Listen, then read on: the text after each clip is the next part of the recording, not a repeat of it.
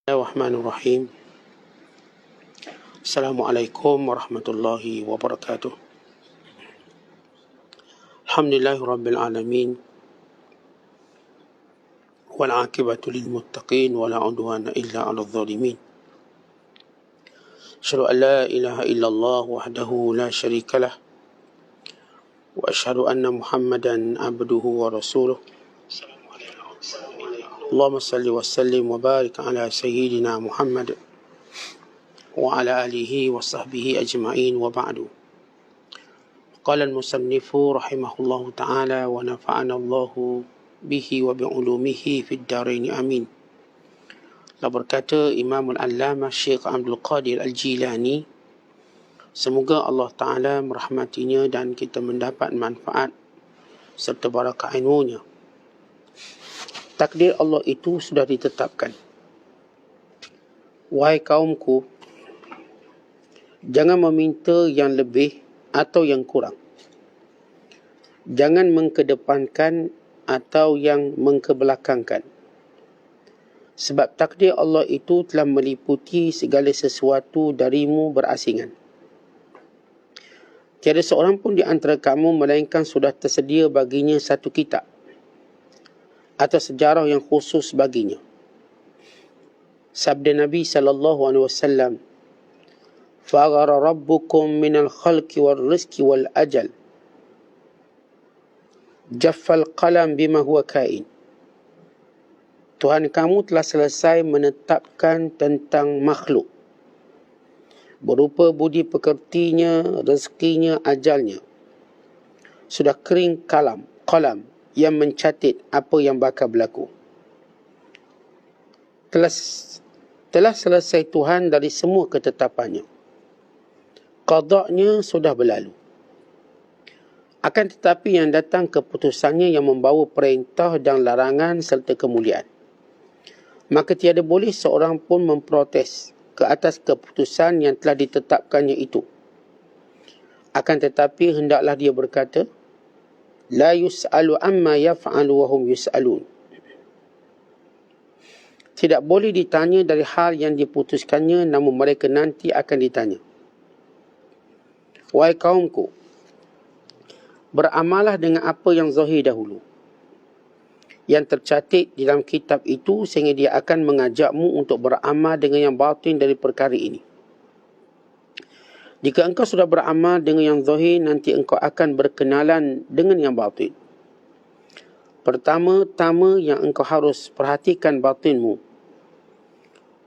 Lalu hatimu akan mengasakmu dengan kefahaman-kefahaman batin. Lalu jiwamu akan mengisi ke atas lisanmu. Dan lisanmu, lidahmu pula akan berbicara kepada manusia ramai.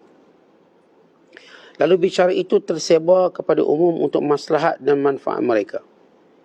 Alangkah bahagianya jika engkau dapat mematuhi Tuhan dan mencintainya. Kemudian mungkin engkau akan mendakwa diri bahawa engkau memang mencintai Allah Azza wa Jalla. Tetapi sudahkah engkau tahu bahawa mencintai Allah itu ada syarat-syaratnya? Di antara syarat-syaratnya, hendaklah engkau menurut perintahnya buat dirimu dan buat orang lain. Di antara syarat-syaratnya lagi, hendaklah tidak merasa tenang dan tenteram kepada sesiapa pun selain dia, yakni selain Allah. Bahkan hendaklah engkau sentiasa merasakan kemesraan yang penuh dengan dia dan tidak bosan dengan dia. Apabila kecintaan Allah Ta'ala telah menetap di hati seseorang hamba, nescaya sang hamba itu akan merasa mesra dengan dia dan membenci segala yang bakal mengganggunya dari hal-hal yang lain. Bertaubatlah dari dakwaanmu yang dusta itu.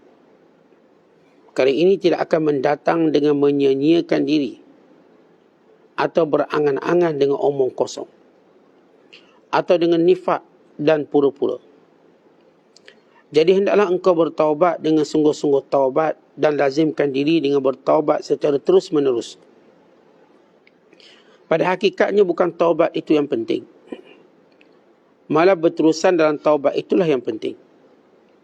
Umpama seperti sebatang pohon yang ditanam, yang sebenarnya bukan batang pohon itu yang penting, akan tetapi dahan-dahannya yang mengeluarkan buah-buahan itulah yang penting.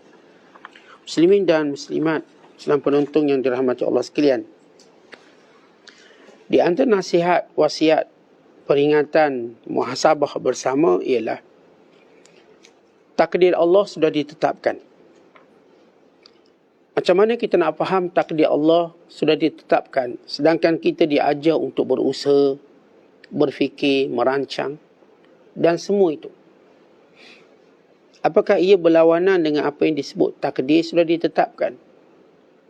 Seolah-olah seorang berkata bahawa benda ni dah tak boleh ubah. Lalu kita pun kaku, membisu, beku, tak boleh buat apa-apa. Kalau kita dengar orang bercakap. Kalau orang tu kata memang tak boleh buat apa dah, maka kita seperti kosong. Tapi tidak dalam ilmu Allah Subhanahu Wa Taala ataupun dalam apa yang Allah Taala sebut. Bila Allah Taala menyebut takdir ditentukan, Allah Taala telah menciptakan takdir ini sebelum makhluk itu diciptakan. Apakah memberi maksud tiada usaha, tiada perancangan, tidak ada fikiran? Jawapannya tidak. Allah Ta'ala menyuruh kita mengeluarkan apa yang kita ada. Daripada fikirannya, usahanya, dan ikhtiarnya, doa, munajat dan tawakalnya. Tetapi bila mana kita tahu begitu realitinya, maka datang satu sifat kemuncak daripada segala usaha, daripada segala ikhtiar, daripada segala doa, daripada segala munajat, itu redha dengan apa yang berlaku. Redha dengan apa yang berlaku ini, ia berlaku sebagai kemuncak keimanan seorang pada takdir Allah. Bila saya menjaga kesihatan saya, makan, minum, segala SOP, maka kena juga penyakit, maka saya terus teringat inilah takdir Allah pada saya. Untuk apa? Untuk menghilangkan rasa resah, bangkangan, dan untuk menghilangkan rasa kecewa. Kerana takdir ini mengembirakan orang beriman. Bukan takdir ini menunjukkan sifat lemah kita. Tuan-tuan lihat perjalanan usia kita. Siapa di antara kita boleh menyekat perjalanan usia? Begitulah takdirnya. Tuan-tuan, apakah kita boleh menyekat esok hari, lusa, tulaknya dan seterusnya? Siapa boleh menyekat hari? Tidak ada. Begitulah takdir Allahnya. Jadi kalau kita katakan saya tidak boleh menyekat umur saya terus ke depan. Boleh tak saya nak undur sikit? Kalau saya sekarang dah umur 50, saya nak kurangkan jadi 49. Tak boleh. Kalau saya buat, saya cuma menipu diri saya. Tak lebih pada itu. Saya boleh beritahu orang umur saya cuma 49, bukan 50. Saya boleh tukar IC yang lain, fake IC. Tetapi saya tahu realitinya itu bahawa saya umur 50. Sama juga seperti malam dan siang. Itulah umpama takdir Allah. Tuan-tuan, macam mana pun kita cuba sekat siang, malam tetap akan datang. Maka apakah kita berpura-pura dengan membuka seluruh lampu supaya dia lebih terang daripada siang, untuk terus kita berkata kepada orang ramai, ini siang bukan malam. Realiti yang kita tak boleh ubah, kita kena terima. Tapi bukan bermakna kalau kita sebut ini malam lalu kita padamkan lampu, kita tetap buka lampu. Tapi hakikat yang kita tahu ini adalah malam. Walau ia lebih cerah pada siang, ia adalah malam. Kalau kita mampu jadikan malam lebih cerah pada siang dengan lampu spotlight dan sebagainya, tetapi kita tahu ini adalah malam. Sama juga dalam hidup kita. Kita usaha, kita ikhtiar, kita tahu ini takdir Allah. Walau sehebat mana kita berusaha, sama ada kita berjaya dengan apa yang kita nak atau tak berjaya, tapi kita tahu satu benda inilah takdir Allah Ta'ala. Maka menerima takdir itu ialah menerima kekuasaan Allah. Dan juga menerima perhambaan kita kepada Allah Ta'ala. Dan mengelakkan sifat sombong, ujub, takabur, riak. Apatah lagi di kalangan orang mengatakan kita yang mentakdirkan diri kita sendiri. Maka ini golongan-golongan yang jauh lebih teruk. Golongan yang disebut sebagai Qadariyah atau Jabariyah. Sama ada kelompok yang mengatakan kami yang mentakdirkan sendiri, atau golongan yang lemah, itu sudah takdir Allah, kami tak nak buat apa-apa. Dia tidak mahu menjadi golongan Jabariyah yang mengatakan kita seperti bulu yang ditiup angin, tak boleh buat apa. Atau golongan Qadariyah yang berkata kita yang mentakdirkan diri kita. Bahkan kita berkata antara keduanya, bahawa Allah yang mentakdirkannya, tapi Allah juga yang mentakdirkan kita berusaha. Maka ia menyelesaikan konflik diri kita. Tetapi bila seorang tak memahami takdir, dia akan berkonflik dalam diri dia. Konflik ini dia akan timbulkan keresahan, kekecewaan, lemah. Tetapi bila mana seorang memahami takdir Allah, maka dia akan teringat dengan firman-Nya, wala tahinu wala tahzanu wa antumul a'launa in kuntum mu'minin. Jangan rasa hina, jangan rasa sedih, kamu paling hebat kalau benar kamu orang beriman. Maka seorang yang menerima takdir Allah, dia akan rasa dia hebat. Hebat kenapa? Kerana dia boleh menerimanya. Menerima takdir kematian, menerima takdir kemiskinan, kesakitan. Kerana itu Syekh Abdul Qadir kata, wahai kaumku, dengar sini. Bila ia suatu benda yang ditakdirkan, maka jangan minta lebih ataupun minta kurang. Jangan minta depan, jangan minta belakang. Sebab itulah takdir Allah yang meliputi sesuatu darimu, berasingan daripada usaha dan ikhtiarmu. Maksudnya, usaha dan ikhtiar kita tak akan ubah apa-apa. Tetapi Allah suruh kita buatkan apa? Ia akan menenangkan kita. Tentang macam gini contoh. Tuan-tuan jaga kesihatan, tuan-tuan sakit. Tuan-tuan tak jaga, tuan-tuan sakit. Atas nama takdir Allah. Sama natijah, sama. Tapi perasaan tak sama. Seorang berikhtiar, maka dia kata dia dah buat segalanya. Seorang tak ikhtiar, kenapa aku tak buat benda tu, buat benda ni? Dia akan cepat menyalahkan dirinya bila dia tidak berusaha. Tapi kalau dia berusaha, ya benda yang sama, tapi dia akan lebih tenang. Dia akan tenang. Kalau tuan-tuan naik kereta, tuan-tuan cuai lalu aksiden, ya kita terima takdir Allah. Tapi tuan-tuan tak akan boleh lari daripada mencela diri sendiri. Sebab kesalahan tu seperti kita rasa kita boleh elak. Tapi itu telah takdir Allah. Dengan seorang yang menjaga segala keselamatan, langkah keselamatan, lalu dia aksiden, maka dia juga akan kata ini takdir Allah, tetapi hatinya lebih tenang. Tak tenang tadi kerana kita tidak ikhtiar. Walau ikhtiar tak boleh ubah apa-apa, tetapi ia memberi ketenangan pada kita. Tuan-tuan, orang kerja tiba tak untung, dia jauh lebih tenang daripada orang tak kerja dan dia tak untung. Sebab baik dia atau orang lain akan mencela, yang kamu tak kerja, kenapa? Yang ni pula dia kerja, tapi apa yang dia lakukan tidak memberikan apa yang dia kehendaki. Maka orang ni bukan sekadar dia akan tenang, dan orang juga akan kesian pada dia. Contoh macam dua orang pelajar. Seorang punya baca tapi tak dapat A. Seorang lagi tak baca lalu tak dapat A juga. Natijah sama. Tapi lihat dari sudut ketenangan. Yang ni tenang, yang ni tak tenang dan orang cela dia. Itulah malas sangat. Sebab tu jadi macam gitu. Jadi pula orang kata, dah awak dah usaha nak buat macam mana, itu bahagian awak. Lihat, ketenangan Allah bagi. Tetapi takdir tetap jalan. Supaya kita tahu yang berkuasa itu Allah Subhanahu Wa Taala, bukannya kita. Maka Syekh Abdul Qadir menyebut lagi, dengar sabda Nabi SAW. Bila mana Allah Ta'ala selesai menciptakan makhluknya, maka Allah mentakdirkan rezeki dan ajalnya. Maka semuanya tercatat, semuanya sudah ditakdirkan dengan apa yang akan berlaku. Baik, Allah jadikan kita, tuan-tuan, usia kita macam ni. Semua orang berusaha untuk hidup, semua. Yang ambil vaksin berusaha untuk hidup. Yang tak ambil vaksin pun berusaha untuk hidup. Yang ambil vaksin kata, dengan vaksin insya-Allah saya boleh hidup lebih panjang.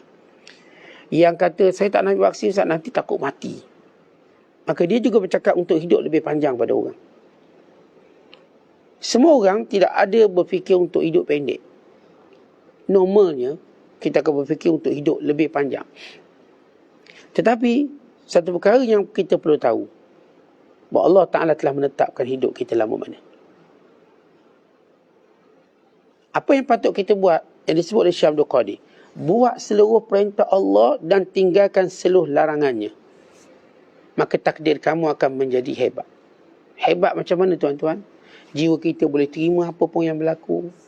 Kita jadi mudah redha, kuat. Sebab itu orang yang sembahyang tak dapat duit.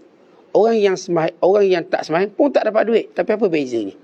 Ada orang tu dia solat, dijaga semua hukum hakam, tapi rezekinya tak banyak. Jadi dia asnaf juga, orang miskin. Yang ni pula tak sembahyang, tak itu dan ini, dan dia juga jadi asnaf. Tetapi dua keadaan berbeza. Takdirnya sama miskin. Yang ni tenang menerima takdir Allah, redha dan mulia. Yang ni pula resah menerima takdir Allah sebab dia tak buat macam Allah suruh. Kemudian dia akan dihina dan dia menghina dirinya. Oleh sebab itu Allah mengajar kita muamalah dengan takdirnya. Ya, Allah dah takdirkan.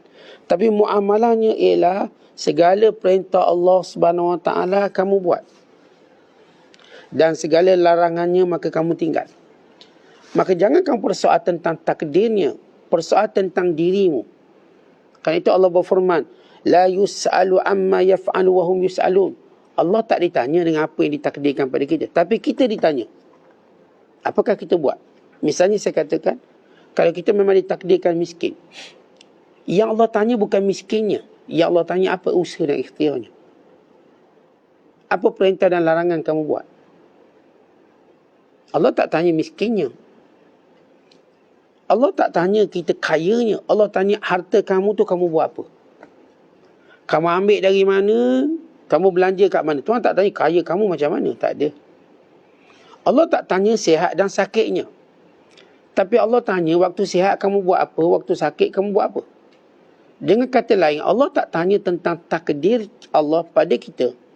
Allah takdirkan kita lelaki, kita miskin, kita kaya. Tuhan tak tanya tu. Tuhan tanya apa yang kita buat dengan apa yang Allah takdirkan. Kalau Allah takdirkan saya seorang lelaki, apa yang saya buat sebagai seorang lelaki?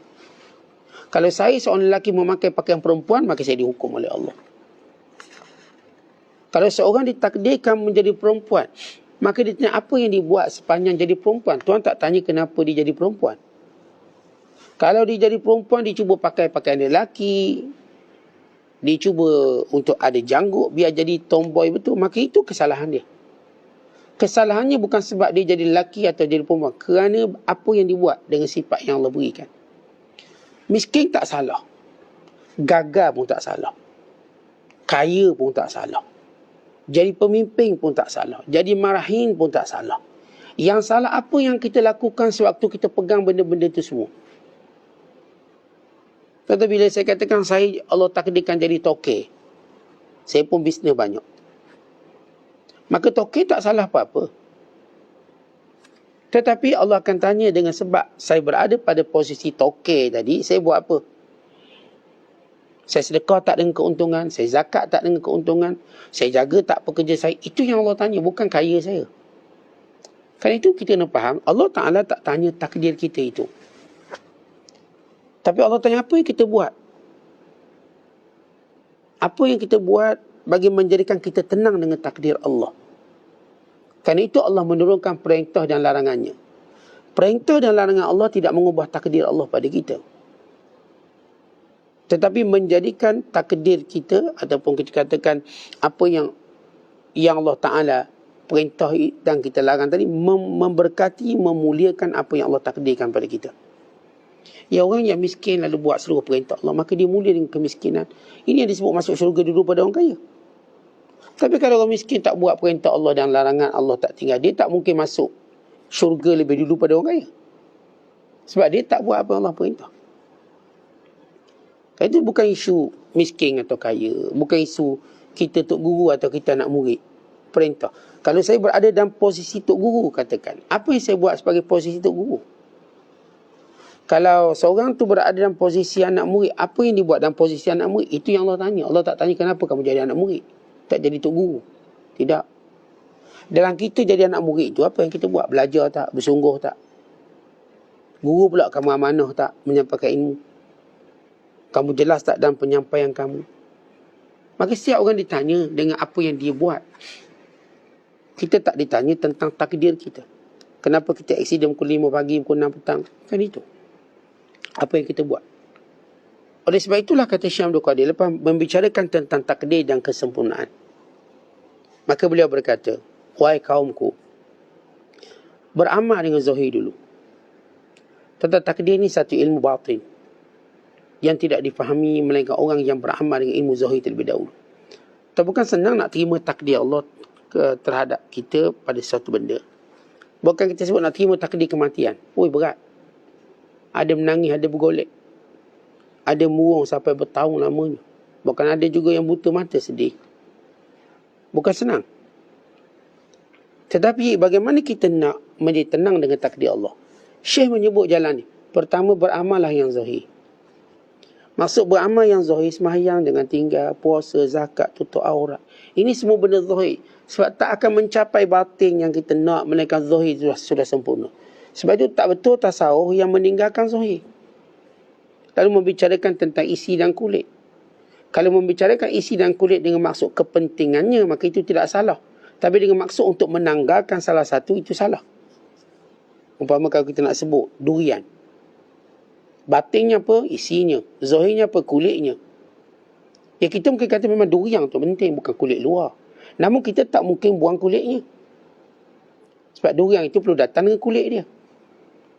Kalau durian tu tak datang dengan kulitnya, maka dia tak akan sempurna.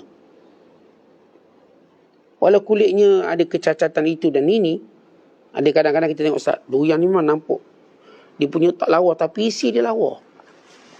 Tapi apakah kita boleh memisahkan dia dengan kulitnya? Tak boleh. Tapi bercerita tentang kepentingannya, ya. Ya, ada orang tuan-tuan nampak biasa-biasa, tapi dia punya ikhlas dia. Ya, betul. Kalau kita nak bicarakan secara tarjih yang lebih utama. Tapi memisahkan tak boleh. Sebab tu bila kata buat apa sembahyang, yang penting hati. Ini memisahkan. Kata Syekh Abdul Qadir kata, kamu takkan dapat batin tadi, melainkan kamu beramal dengan zahir. Bila datang kesempurnaan zahir, ketika itulah datang amalan-amalan batin kamu. Datanglah apa yang disebut keikhlasan, datanglah benda-benda yang lebih hebat, iaitu ihsan, datanglah makam-makam yang tertentu. Kemudian kata Syekh, pertama yang perlu engkau lihat pada batinmu, mula perhatian kita pada batin kita. Dan akhirnya dia akan mencetuskan suatu tindakan-tindakan bersiri. Bila batin kita betul, maka hati kita penuh dengan keikhlasan, dengan kebaikan, dengan kemuliaan, maka dia akan pergi ke lidah. Maka lidah mula berbicara yang baik-baik. Sebab itu bila hati sudah baik, bicaranya mula jadi baik. Bila seorang tu hati, sebab hati ini, lidah ini mewakili hati. Lidah ni dia tak boleh takbir sendiri diri dia. Lidah ni ditakbir di belakangnya hati. Kalau hatinya baik, maka lidahnya cantik. Kalau hatinya buruk, lidahnya buruk.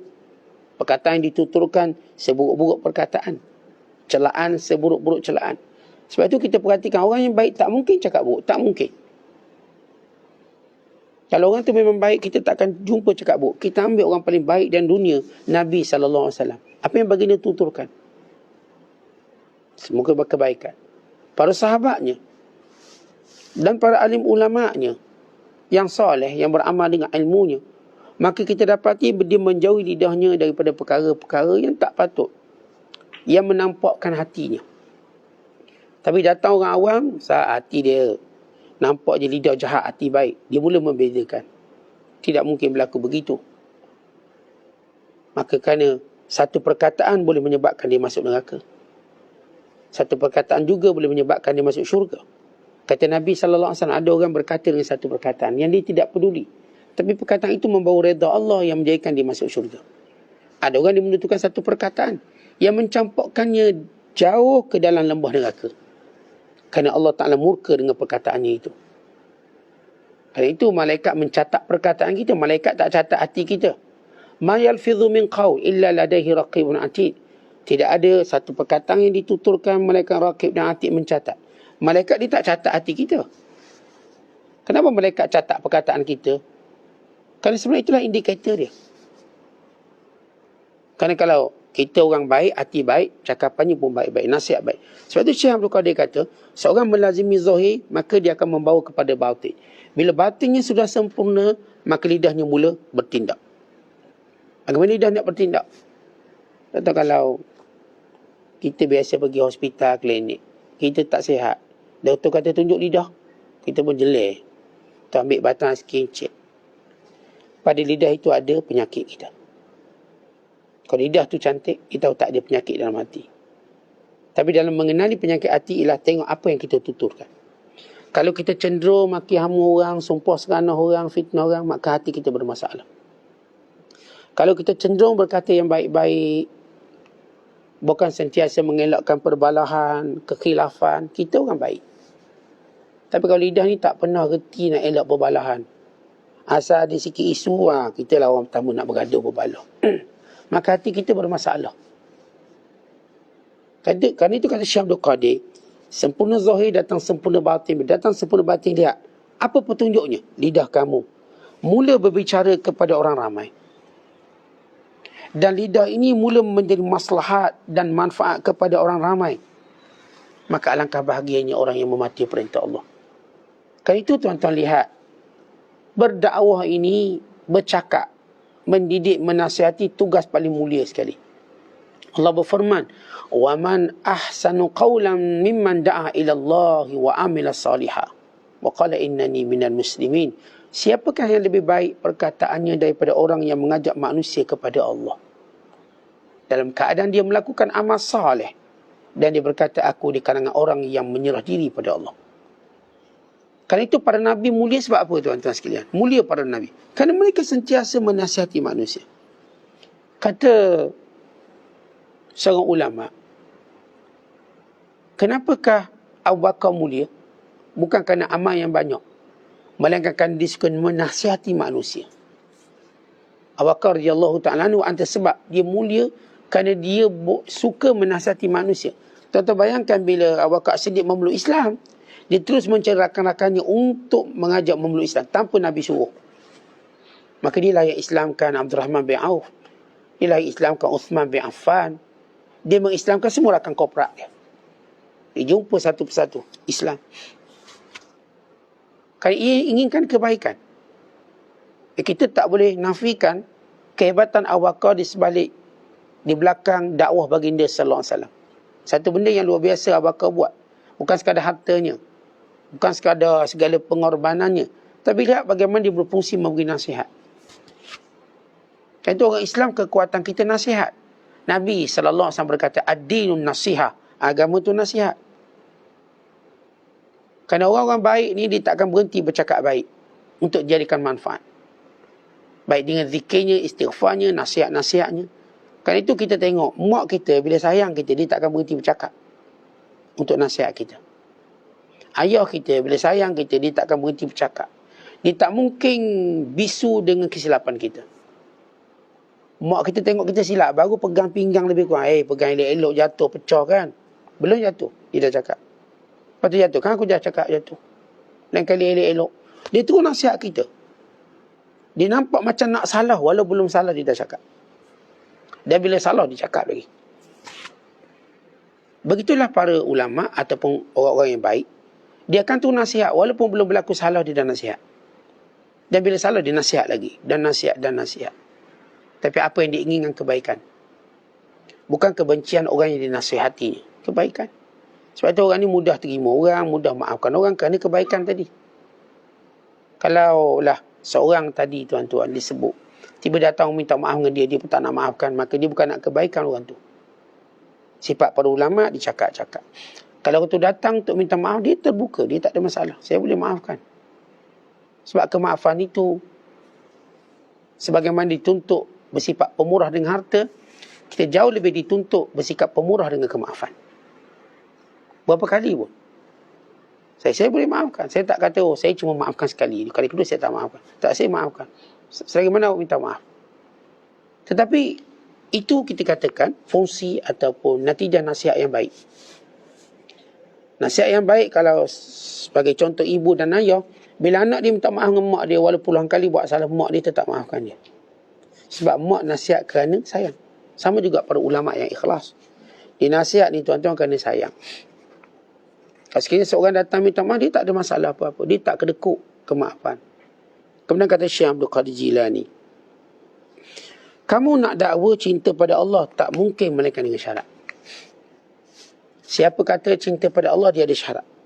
Maka syarat yang pertama ialah buat semua perintah Allah. Bukan sekadar perintah Allah untuk diri kita, perintah Allah untuk orang lain. Macam mana pula perintah Allah untuk orang lain? Ialah untuk taat mak ayah. Itu perintah Allah pada kita untuk orang lain. Berlaku baik pada anak yatim. Berlaku baik pada manusia, jaga jiran tetangga. Berlaku baik kepada sekian, hatta pada musuh. Berlaku adil pada musuh, jangan melampau-lampau pula kita. Maka semuanya ini perintah Allah kepada kita untuk orang lain. Kadang-kadang orang tu tuan-tuan, mungkin dia ahli neraka atau mungkin dia tak ke mana, neraka pun tak, syurga pun tak. Tapi kita tetap disuruh berlaku baik padanya. Adapun contoh yang pertama, orang-orang kafir.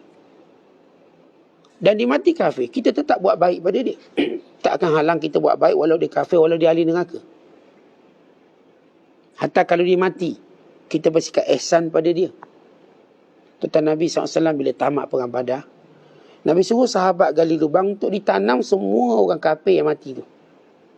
Nabi tak kata biarlah dia memburuk kat situ, atau kita gantung dia kat pokok kurma, kita tumbuk seorang sekali. Tidak. Gali lubang, kalib besar, tanam. Memuliakannya. Dengan menanamnya. Tanam manusia ni muliakan dia. Jadi walaupun orang kafir, bila seorang kafir mati, maka Nabi SAW bangkit bangun. Lalu sahabat kata, Rasulullah ni Yahudi. Ya, kematian yang perlu kita ingati. Sebab itu kita tak boleh mencela bila orang kafir mati dengan celaan itu dan ini. Maka diam. Dan kita dianjurkan juga untuk ucap takziah pada keluarganya, bukan pada si mati itu. Artinya itu berlaku ihsan kita. Dan kalau misalnya orang kafir ni mati, kita tak kata, dan mengakalah kamu. Ayat itu simpan. Itu bukan ayat muamalah dengan manusia. Tapi kita berkata pada keluarganya, supaya awak sabar menghadapi hujan ini. Moga Allah Ta'ala melimpahkan awak dengan kegembiraan dan sebagainya. Maka itu tidak salah. Apa hukum ucap takziah pada orang kafir? Harus. Tapi kita tak kata rip. Rest in peace kepada si mati. Kalau tahu hakikat dalam neraka. Kita orang Islam pun boleh tahu dengan fitnah kuburnya. Tiba-tiba ada orang kafir mati, kita kata rip. Rest in peace. Tidak mungkin. Ungkapan ini boleh membawa makna yang bercanggah dengan apa yang disebut oleh Nabi SAW. Tapi kita fokus pada keluarga si mati. Moga dia tenang. Dan tidak salah kita kata si mati dulu hidup orang baik. Tak pernah menyusahkan orang. Suka tolong orang. Kerana memuji si mati menggembirakan dia. Tapi kita tak kata moga Allah ampunkan dia, maknanya berdosa. Atau moga dia masuk syurga, jauh lagi berdosa. Kerana Allah Ta'ala dah sebut dengan nasnya, bahawa yang mati dan keadaan kafir, mereka ahli neraka. Tapi kita tak sebutlah perkataan tu. Kita kata, Mei, you punya bapa dalam neraka, sudah kena bakar. Itu mati kafir. Kita tak diajar bercakap begitu. Walau benar, itu bukan perkataan yang baik. Bukan baik pada waktu itu. Macam saya katakan, bercakap benar, satu hal. Bercakap baik, satu hal yang lain. Bercakap baik sesuai pada semua keadaan. Bercakap benar tidak sesuai pada semua keadaan. Ada keadaan kita tak boleh bercakap benar, ia tidak sesuai. Bini kita masak tak sedap, saya kena cakap benar walaupun pahit. Awak punya masakan pahit. Seminggu dia mogok. Kan saya cakap benar Ustaz. Saya sufi bercakap benar. Tak, awak sufi haprak. Bukan begitu caranya. Kerana kita katakan bercakap baik semua sesuai keadaannya. Tetapi bercakap benar tidak semua sesuai keadaannya. Ada waktu tuan-tuan kena sembunyikan dalam satu tempoh yang panjang untuk keluarkannya. Ada waktu tuan-tuan kena corner jauh sebelum sampai kebenaran itu. Ada waktu ya tuan-tuan kena tuturkan.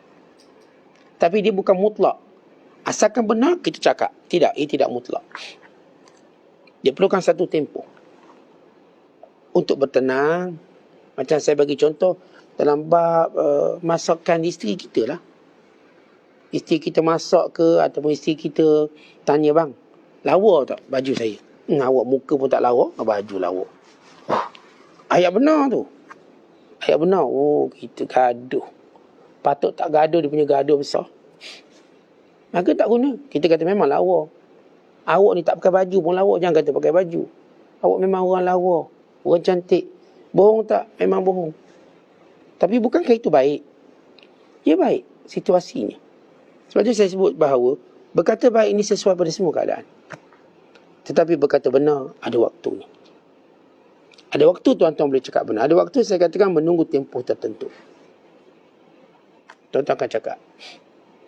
Tapi tak ramai orang mampu bersabar untuk bercakap benar pada waktunya. Bercakap benar pada waktunya, tak ramai orang mampu sabar. Dia kalau nak cakap sekarang juga ni, tak sabar. Ada waktunya. Kadang-kadang percakapan benar itu tak perlu dituturkan, lalu kita nampak dia pun berubah. Dia pun berubah mengikut apa yang kita rasa kita inginkan. Kemudian kata Syekh lagi, syarat-syarat cinta Allah ialah kita cuma tenang dengan Allah, dengan takdir Allah, dengan pertolongan Allah, dengan rezeki Allah, bukan dengan lain pada Allah. Itu tanda orang cinta pada Allah. Kita yakin kuasa Allah bukan kuasa orang lain. Kemudian kita akan merasa gembira bersama Allah dengan zikir, dengan sembahyang, dengan puasa, dengan baca Quran. Bila kita buat benda ni, tuan-tuan, gembira kita sebagaimana orang yang ada hobi, dia gembira bila dia main benda tu, main benda ni. Kita gembira waktu boleh buka Quran, baca Quran, mendengar Al-Quran. Kita boleh gembira waktu dengar kuliah, waktu kita dapat tengok kuliah, kita gembira. Sebagaimana gembiranya ahli hobi dengan hobi-hobinya. Kemudian kata Syekh, cinta seorang pada Allah menetap dalam hatinya bila mana dia mula rasa mesra dengan Allah, dan dia membenci apa saja yang boleh mengganggu dia mengingati Allah SWT. Kemudian Syekh menyebut, setiap kali kita ni tuan-tuan dakwi banyak. Dia kata kita lah hamba Allah, kita lah sekian-sekian, walau kita tak sempurna, maka taubat. Kita kata kita kekasih Allah, kita cinta Allah, cinta Rasul cinta, tapi kita berbohong dalam perbuatan kita, maka taubat pada Allah. Tuan-tuan, bukan penting taubat itu, yang penting itu ialah berterusan taubat. Maknanya bukan penting taubat sekali tu, dia berterusan bertaubat. Maka gambarannya macam-macam sebatang pokok. Bukan pokok itu penting, yang penting buahnya. Walaupun tak mungkin kita dapat buah melainkan dengan pokoknya, dengan dahannya, dengan akar-akarnya. Tapi last sekali pokok itu cuma dilihat buahnya, bukan pokoknya. Demikian melihat istiqamah kita dalam bertaubat. Bukan taubat itu sendiri, istiqamah dalam bertaubat. Itulah perkara yang akan menyempurnakan, akan memperbaiki kita dan menyempurnakan cinta kita pada Allah. Sebab itu ahli cinta Allah ini ialah ahli taubat. Orang yang tak taubat, tak istighfar, dia tak akan menjadi ahli kecintaan Allah. Sebab Allah sebut dalam Quran, Inna Allah yuhibbut tawwabin. Allah suka orang taubat. Tiba kita tak taubat, bukan kita rasa dia taubat, apa sebab bukan ada dosa pun, maka Allah tak suka kita. Kerana itu memperbanyakkan taubat, memperbaharui taubat, istiqamah dalam taubat. Wallahu a'lam bissawab. Assalamualaikum warahmatullahi wabarakatuh.